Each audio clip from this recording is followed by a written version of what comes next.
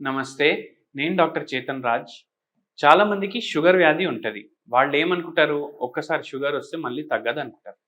కానీ షుగర్ వ్యాధి ఏదైతే వస్తది గదా! అది మాక్సిమం మందిలో టైప్ 2 డయాబెటీస్ ఉంటది. ఇప్పుడు ఈ టైప్ 2 డయాబెటీస్ పూర్తిగా మనం తగ్గించుకోవచ్చు.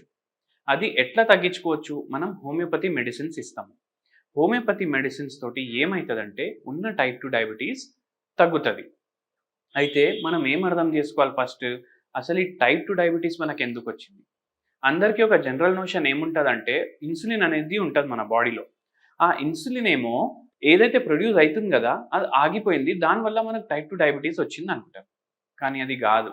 మనకు ఇన్సులిన్ రెసిస్టెన్స్ డెవలప్ అయిపోతది. మనకి ఈ ఇన్సులిన్ రెసిస్టెన్స్ డెవలప్ అయిపోవడం వల్ల మనకు టైప్ 2 డయాబెటీస్ అనేది వచ్చిందనమాట. అయితే ఇప్పుడు ఈ టైప్ 2 డయాబెటీస్ ఉంది గదా! మన బాడీ ఇన్సులిన్ ప్రొడ్యూస్ జేస్తుంది.